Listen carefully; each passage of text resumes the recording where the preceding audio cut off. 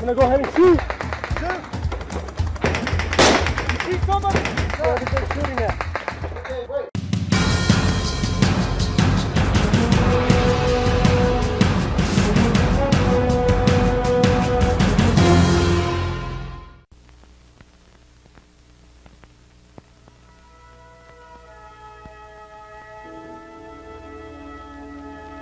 It is old now, almost 4 decades old. A B-25 that flew for the first time before we entered World War II. It sits alone on the ramp at Castle Air Force Base in California.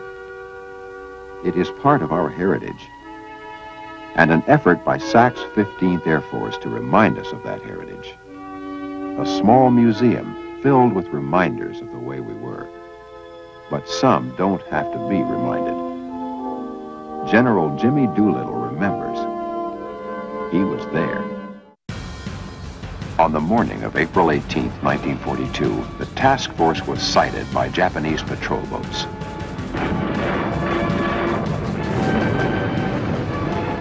The boats were quickly destroyed, but they could have transmitted a position report.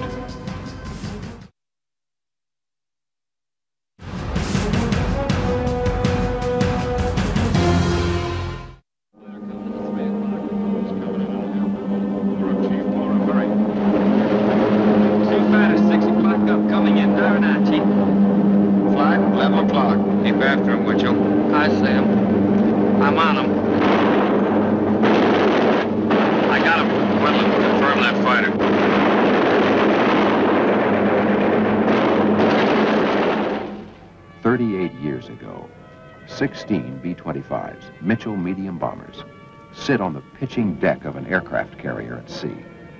Their mission? Bomb Tokyo, just 4 months after the attack on Pearl Harbor. It had 3 real purposes.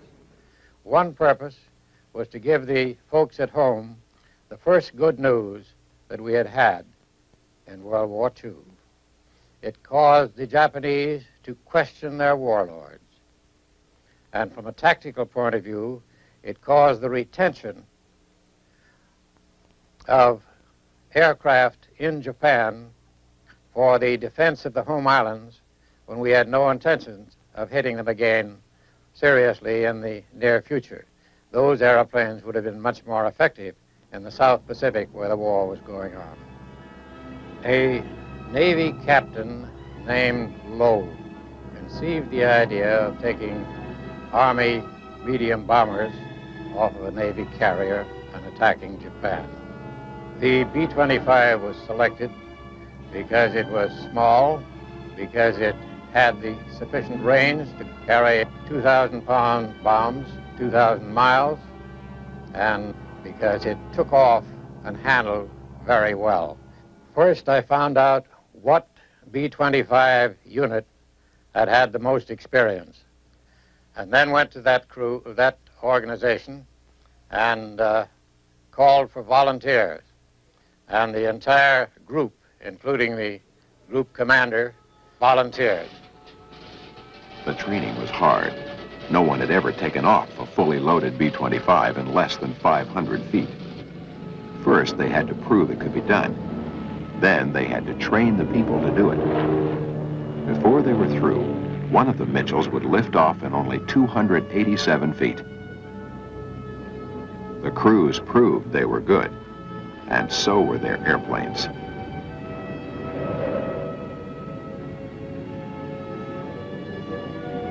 The raid was carefully planned. Nothing was left to chance. Norden bomb sights were replaced by 20-cent improvised models to prevent the secret devices from falling into enemy hands. Doolittle then considered what to do if the task force was spotted by the Japanese. If we were intercepted by Japanese surface or aircraft, our aircraft would immediately leave the decks. If they were within range of Tokyo, they would go ahead and bomb Tokyo, even though they would run out of gasoline shortly thereafter. That was the worst thing we could think of. And if we were not in range of Tokyo, we would go back to Midway. If we were not in range of either Tokyo or Midway, we would permit our airplanes to be pushed overboard so the decks could be cleared for the use of the carrier Hornets' own aircraft. On the morning of April 18, 1942, the task force was sighted by Japanese patrol boats.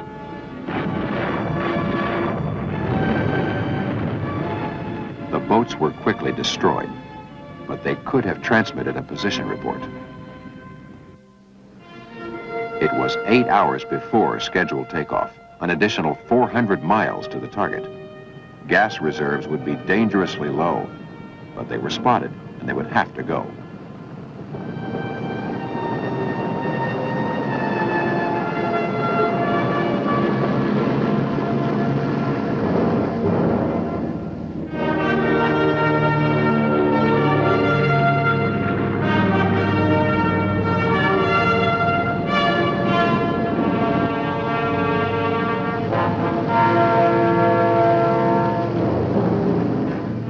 The program went almost according to plan. We were to go bomb our targets, turn in a general southerly direction, get out to sea as quickly as possible, and after being out of sight of land, turn and take a westerly course to China.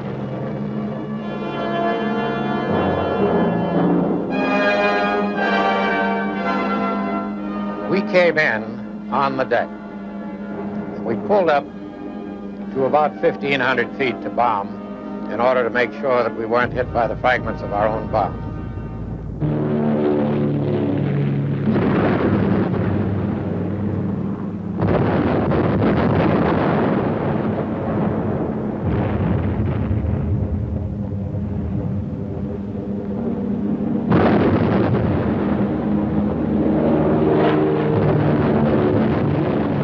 And I would say that the feeling was get the job done and get the heck out of there. The actual damage done by the raid was minimal. We were 16 airplanes, each carrying 1 ton of bomb. In later raids, General LeMay, with his 20th Air Force, sent out 500 planes on a mission, each carrying 10 tons of bombs. Reaching a safe haven after the raid wasn't easy. And because they had to take off much sooner than planned, they were very low on fuel. One crew went to Vladivostok. The other 15 of us proceeded until we got to the coast of China. When we got to China, 2 airplanes were so low on fuel that they landed in the surf alongside of the beach. 2 people were drowned. 8 of them got ashore. The weather was quite bad, and so we flew on till we got to where we thought we were as close as we could get to where we wanted to go, having been on dead reckoning for quite a while that we weren't precisely there, and then we all jumped. 80 crew members flew in the Doolittle raid. 64 returned to fight again. They were part of a team, recognized for its professionalism and heroism. A rich heritage remembered by a new generation of airmen. It happened April 18th, 1942.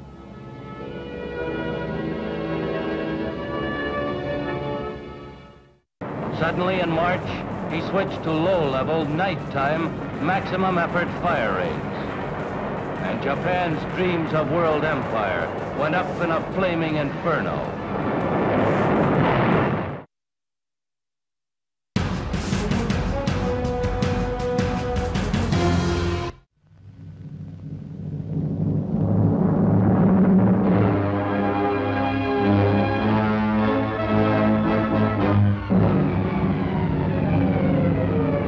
Here's a toast to the whole of men we boast, the USA.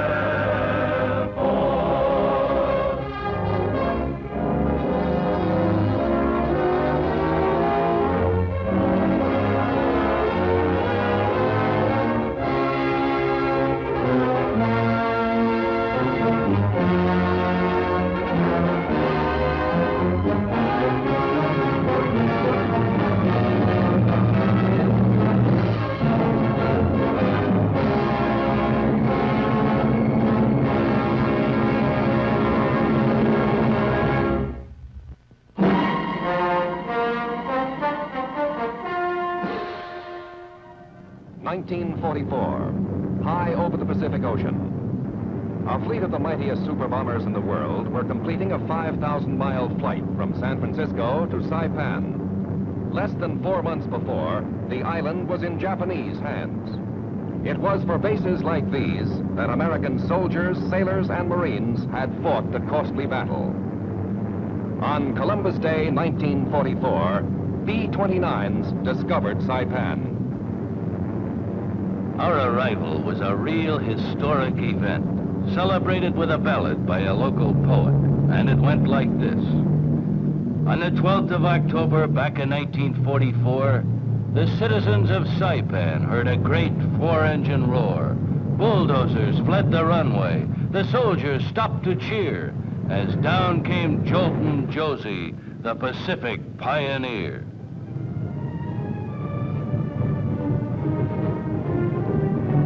It was a great day for the aviation engineers and service groups who had hacked the airfield out of jungle. To them, Jolton Josie was a sensation who shamelessly stole the show. Some Jap officials already knew that Saipan, as an American base, with its threat of aerial bombardment, spelled eventual defeat for Japan. The landing of the B-29s gave reality to that threat. The new arrivals were men who had flown fortresses and liberators in all theaters of war. They were led by a former 1928 flying cadet, who in 1944 was named Deputy Chief of Air Staff and was now commanding the 21st Bomber Command, General Haywood Hansel. Well, the first element of the 21st Bomber Command has arrived. When we've done some more fighting, we'll do some more talking. Thank you. All over the Marianas, B-29s were getting ready to carry out the General's promise.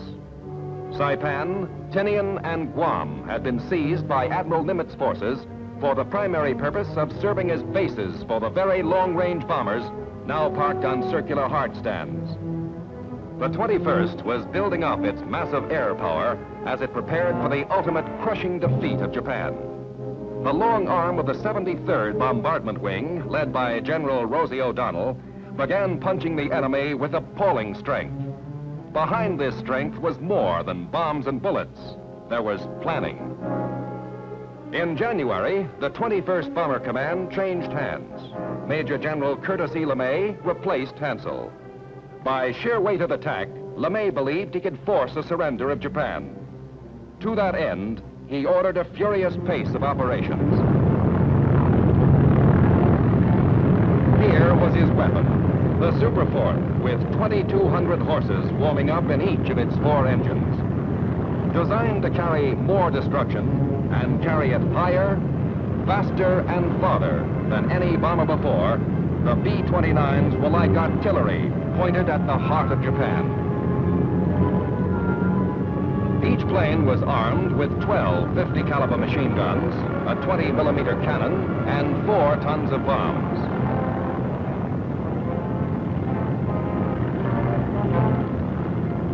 Fully armed, the 21st Bomber Command was taking off for Japan.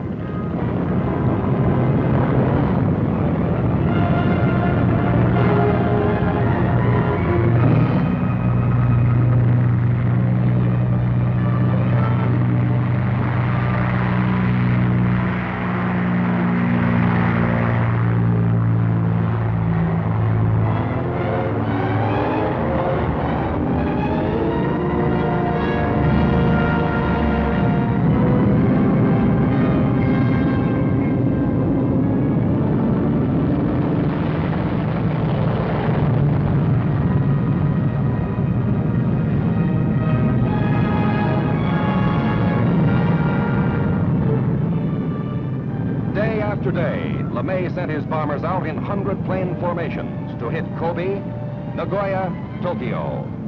In 2 months, he increased the attack missions to 200 planes, building to an 800-plane climax.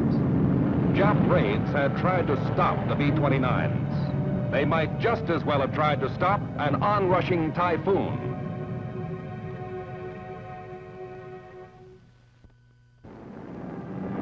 No war was ever fought over such vastness. We who had battled over Berlin, Ploesti, and Schweinfurt knew it. London to Berlin and back was 1,000 miles. The Foggia-Ploesti run, 1150. But Saipan to Tokyo and back was more than 3,000 miles. B-29s were the planes for the job. For all their destructive power, those of us who flew the Superforts felt they were things of beauty. In flight, our navigators were on the spot. An error of 2 degrees could put all of us over nothing but ocean in a plane with empty gas tanks. It was a long ride on the longest, toughest bomber missions in the world. As we approached enemy sky, the crews prepared for the deadly business ahead. While making the slow climb to altitude, our gunners warmed up the central fire control system. Inside a Superfort, you can't see a gun. You fire by remote control. We had electronics, superhuman brain power at the flick of a switch. Then we waited for the Japs.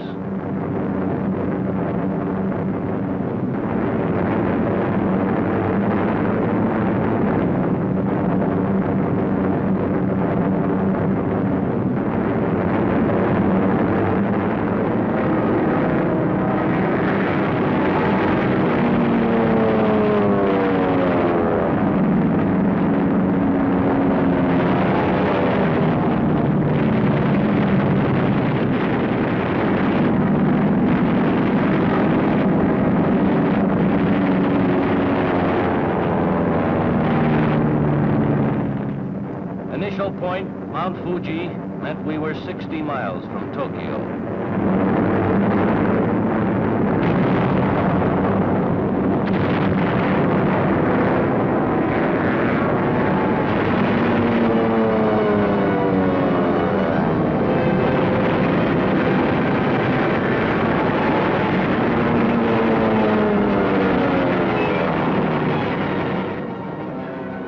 B-29s found their objectives. Now, below us, Tokyo. Tokyo, which the Jap High Command had boasted was outside the range of land-based American bombers. For 6 months, we had proved them wrong.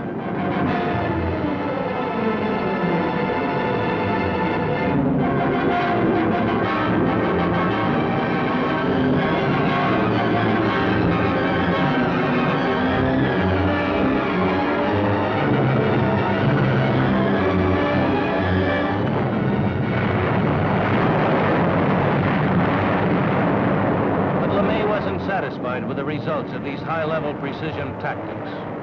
Suddenly in March, he switched to low-level, nighttime, maximum effort fire raids.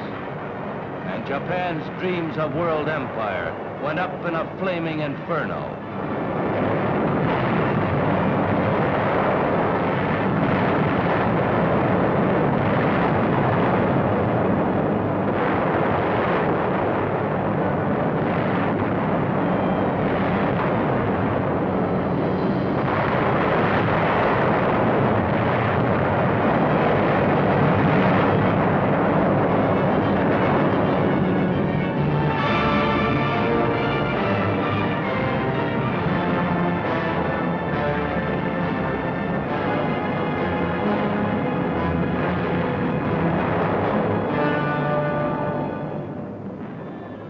The B-29s burned out the industrial heart of Japan. One by one, 66 principal cities received their devastating bath of fire until Japan's military situation was hopeless. They could not have held out. They had lost control of the air. Their capacity to wage war was destroyed. The fire raids had even killed much of their fanatical resistance. B-29s were making Japan bleed internally.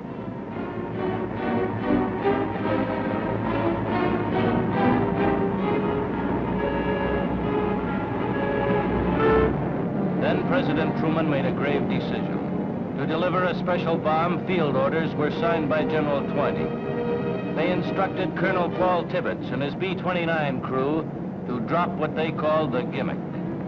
At 08:15 on August 6, over military target Hiroshima, Bombardier Major Farabee took over. He was about to drop the atom bomb.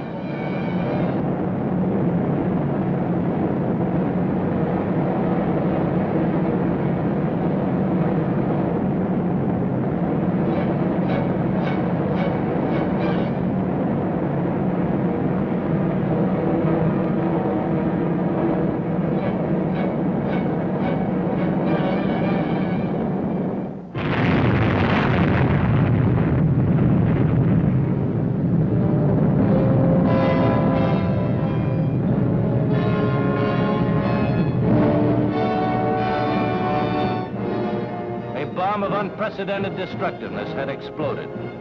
3 days was dropped on Nagasaki. Atomic energy had made air power all important. Dread were the threats for the future. Strong the requirement for air power.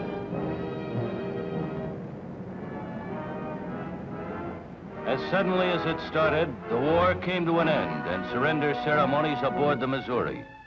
Without being invaded, without losing a foot of homeland, Japan was surely and utterly defeated. Before the atom bomb, before the Soviet entry into the war, Japan was beaten through the forceful application of Allied land, sea, and air power. The Japanese surrender had come so quickly after mounting the B-29 offensive and the atom bomb climax that advocates of air power felt our most optimistic predictions were confirmed. Fully recognizing the contributions by Army and Navy, General Arnold felt that air power's share in the victory may fairly be called decisive. In addition to ushering in the atomic age, the war's end marked one of the revolutionary points in the history of warfare. Control of the air proved to be essential to the success of every major military operation. Coordinated planning and command of ground, sea, and air forces, backed up by the full effort of the home front, had enabled the Allies to secure this control of the air. Air power is the technical instrument of our country's defense. Air power can also be the instrument of peace. The United States Air Force has made it apparent to any potential aggressor that an attack on the United States would be immediately followed by a devastating air atomic counterblow. The atomic weapon thus makes air power the primary requisite of national survival.